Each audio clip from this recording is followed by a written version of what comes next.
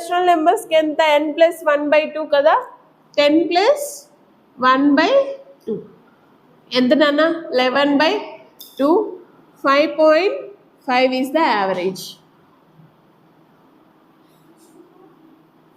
Okay n అన్నది మీరు ఏం తీసుకోవాలి అక్కడ వాళ్ళు నెంబర్ ఇస్తారు కదా ఆ నెంబర్ని n ప్లేస్లో పెట్టాలి. ఇక్కడ 10 ఇచ్చారు కాబట్టి 10 plus 1/2 11/2 5.5 is the average of first 10 counting numbers. Counting numbers is nothing but natural numbers.